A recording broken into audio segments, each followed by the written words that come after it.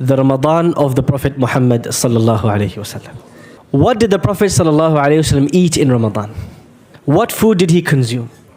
Because for you and me, as the month draws near, that is the first thing on our mind. Because for many of us, Ramadan is the month of feasting, not the month of fasting. It's not the month of i'tikaf, it's the month of itikaf. I thought about that one all by myself. And so for many of us, in many cultures, Ramadan, when Ramadan comes, there are special food dishes that are reserved for Ramadan.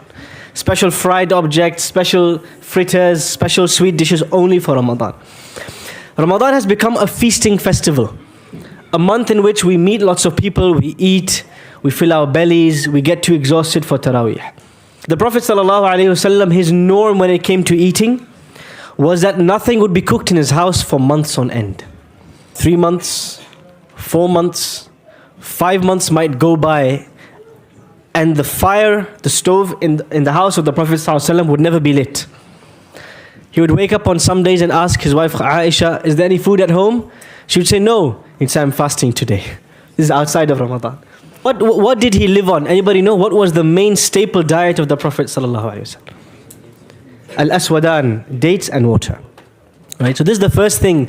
Ramadan of the Prophet ﷺ, food and feasting was not a part of it, but it is a part of our Ramadan. So there's a challenge I give all of you, especially the fathers and especially the heads of the household. It's called the 1 meal challenge. Every day in Ramadan for iftar, try not to have more than 1 meal prepared. One dish, 1 rice dish, 1 curry, 1 whatever dish, pasta, whatever, 1 dish. Because what happens when you have 16 dishes on the table? Who spends the vast majority of the time cooking in the kitchen rather than worshipping Allah? And all the focus, the emphasis becomes the food. When we learn about the Prophet's Ramadan, food's not even mentioned there. What did he eat? Where did he eat? Because it was not even a point of concern for him. But for us, it's the first point of concern. That's the first thing. The second is the relationship of the Prophet ﷺ with the Qur'an. In the hadith of Ibn Abbas in Sahih al-Bukhari, he says, كان رسول الله صلى الله عليه وسلم أجود الناس. The Prophet ﷺ was the most kindest and most generous and most lovely of people. وَكَانَ أَجْوَدَ مَا يَكُونُ فِي رَمَضَانِ. But he was even more lovely, even more generous, even more sweet, even more kind when it came to Ramadan. Why? حِينَ يَلْقَاهُ جِبْرِيلٌ. Because Jibreel alayhi salam would come to meet him. And he would meet Jibreel alayhi salam on a daily basis. يُدَارِسُهُ الْقُرْآنِ. They would study the Qur'an together. He would recite from his memory and Jibreel would check it. Or يُعَارِضُهُ الْقُرْآنِ in some narrations. He would present what he had memorized to Jibreel and Jibreel alayhi salam would check it and present back to him. So on a day-to-day basis in the Prophet's Ramadan sallallahu alayhi wasallam, the focus is on nurturing that relationship with the Qur'an. But there's something very interesting here. The effect of the Qur'an on the Prophet ﷺ is visible. People can see that this man has been spending every day with the Qur'an because he's different. We know the Prophet ﷺ was the greatest of people, but he was even greater in Ramadan. Why? Because of the impact the Qur'an would have on his heart. The Qur'an would enhance his generosity. The Qur'an would increase his kindness. The Qur'an would increase his sincerity. So you and me, every day we open the Qur'an to read our juz of Qur'an. We treat it like a chore. We treat it like a ritual. We want to get rid of the pages, get to the end of the pages. And if you ask a colleague at work, a non-Muslim colleague at work, do you see any difference in Abdurrahman this month? Do you see any difference in Muhammad, in Fatima, Maryam this month? Or are they the same as they are outside the month of Ramadan? You know what they'll say? Actually, yeah, there's a big difference this month. Muhammad is more irritated. Muhammad has a short temper. Fatima has snapped at me 3 times today. And when I say, what's up? They say, well, I'm fasting. So fasting becomes the excuse for us to become worse in our character. Become more harsh, more short-tempered, more quick to answer back, more quick to slay and cut people. But the Prophet ﷺ, his closeness to the Qur'an in Ramadan, it had a visible impact. People could see the difference on him. And the way they described the difference in him, they said, his generosity, his kindness in Ramadan was like the pleasant breeze. You know, when a wind, of course in this country we don't have pleasant breeze, we only have rainstorms, mashallah. But for those who have experienced it, a gentle wind, when it passes, when on a hot day, and you feel, coolness, you feel the leaves ruffling, you hear the chirping of the birds. Everybody loves the breeze, the gentle wind on a hot day. When the Prophet ﷺ in Ramadan, his behavior would change. Ibn Abbas says it was like the pleasant wind that would pass by. Everyone would be touched by it. You know, if the wind passes by here, it will touch all of us, right? We'll all feel the wind on our skin, on our surfaces. When the Prophet ﷺ had a daily connection with the Qur'an and his Qur'an teacher Jibreel alayhi salam, it had a difference in every moment of his life, and it touched everyone around him. You and me, this Ramadan. A non-Muslim should be able to tell the difference in you and me this Ramadan. They should be able to tell, I don't know what's got into him or her, but this person has started to behave extremely patiently, extremely kindly, so punctual, so generous, so soft-spoken, so pleasant to be around, like the pleasant breeze. Someone who's a non-Muslim should be able to tell. That is the sunnah, that is the Ramadan our Prophet ﷺ lived. That people could not tell he was fasting because he was agitated and angry and irritated. They could tell that daily he is taking from the light of the Qur'an, and that light is spreading everywhere in his behavior. كَانَ أَجْوَدَ مِنَ الرِّيحِ الْمُرْسَلَةِ, as Ibn Abbas says, he was even more sweet and pleasant than the beautiful breeze. And the way you can check is that every day when you recite or reflect or memorize the Qur'an in Ramadan, whatever your goal is with the Qur'an, you have to ask yourself the question, has the Qur'an affected my behavior today? Or has it just gotten stuck in my throat?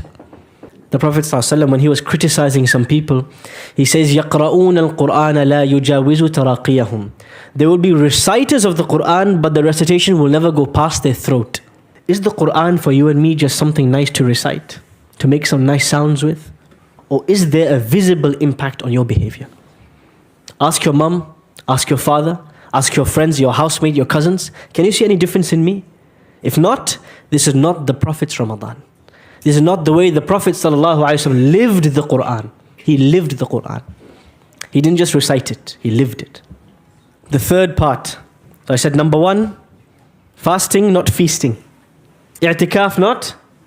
Itikaf, mashallah, that's good, good numbers. Number 2, the Qur'an should have such a visible impact on you. Everybody should be able to tell, this guy is reading the Qur'an, man. Look at him. Look at how he talks to his neighbor. Look at how he serves his family. Look at how he talks to his kids. MashaAllah, look at this person. Look at the way they're in the masjid. People should be able to tell the Qur'an is changing you, is transforming you.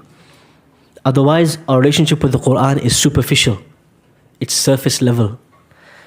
And the Prophet ﷺ, the man we describe, the greatest man to walk this earth, he complained about people like that.